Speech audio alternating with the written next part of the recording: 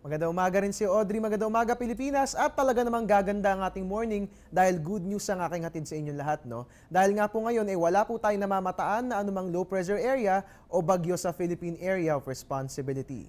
At ang good news number 2 po natin, ayon kay Pag-asa Weather Forecaster Manny Mendoza, asahan na wala nang papasok na weather disturbance sa bansa hanggang matapos ang buwan ng Nobyembre. Sa kasalukuyan ng tanging weather system na umiiral sa atin ay ang tail end of a cold front. Ito pong mga kaulapan na nakikita natin, yan nga po yung weather system na partikular na umiiral, dyan po yan sa Hilagang Luzon.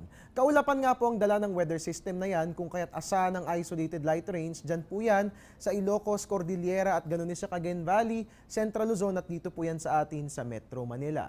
Para naman sa natitirang bahagi ng ating bansa, walang dapat alalahanin dahil fair weather naman ang iiral maliban na lamang po sa isolated rain showers or thunderstorms. Samantala kahit nakaalis na si Bagyong Yolanda sa bansa, mainit pa ring usapin ang storm surge na naranasan natin dahil dito. Pero ano nga ba yung storm surge na ating tinatawag? Well, ang storm surge nga po ay ang pagtaas ng alon sa dagat dahil sa malakas na hangin na dala ng isang malakas na bagyo. Iba ito sa tsunami dahil sa tsunami, tumataas ang tubig sa dagat dulot naman ng pagyanig ng bulkan sa ilalim ng karagatan.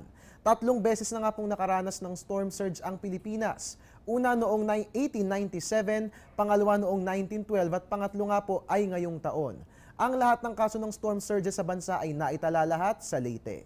Ayon sa Pag-asa, ang dahilan kung bakit sa Leyte lagi tumatama ang storm surges ay dahil nasa sentro po ito ng bansa at ito ay daanan ng bagyo. Para nga maiwasan ang mga panganib na dulot ng storm surges, lumikas at pumunta sa isang mataas na lugar bago pa man lumakas ang isang bagyo. At yan nga pong dagdag kaalamang hatid sa inyo ng Panahon TV. Magbabalik po tayo makalipas ang isang paalala. Teng, ang package. Ma'am, sabi ng Air 21 on the road na. Ano, Teng? Ang package. Ma'am, sabi ng Air 21 na receive na. Okay, very good.